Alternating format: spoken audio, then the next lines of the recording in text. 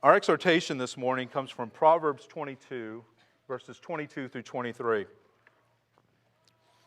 Do not rob the poor because he is poor, or crush the afflicted at the gate, for the Lord will plead their cause and rob of life those who rob them. The book of Proverbs is wisdom literature, written by a king to his son, instructing him on how to rule wisely. And this is how we should understand this book when we read it and apply it to our own lives. It is wisdom literature from our king to his children who have been tasked with taking dominion in this world. And while the primary context for this passage is how a ruler ought to deal with the poor and oppressed, the application for our lives extends beyond this.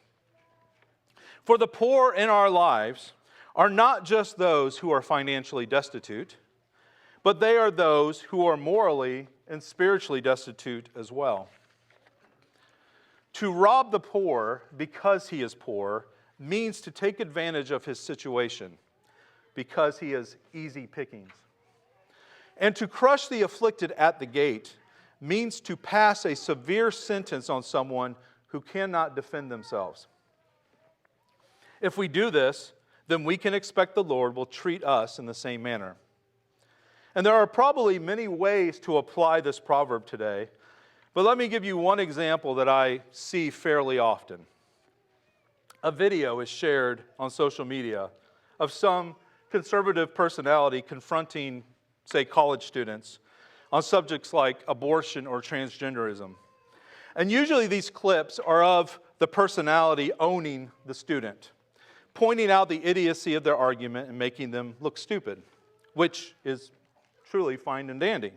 There is a place for recognizing the fool. In fact, social media seems designed to do this. But when the video gets shared, then the video gets shared again and again. Watch so-and-so own this idiot. And we all get a good laugh at the fool. But as Christians, our first thought ought to be that this is an image bearer of God who needs the love of Christ. One of the dangers of the internet, of being able to immediately react to everything, is the loss of compassion on those who are poor. Those who have been catechized by godless institutions, morally corrupt leaders, and self-absorbed celebrities to think wrongly about this world around us. And as those who have been enlightened by the Holy Spirit and charged with extending the kingdom, one of our duties is to judge appropriately by bringing the light of Jesus into the world around us, exposing sin, wickedness, and ignorance, but then laying our life down for our enemies, which is exactly what Christ did for us when we were enemies of God.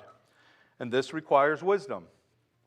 It's a wisdom that recognizes wickedness and calls it out, but also recognizes the image bearer who needs Jesus.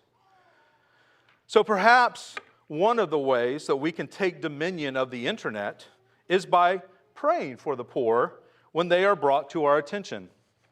Imagine the impact it could have if a person received as many prayers for their soul as they did likes from people laughing at them.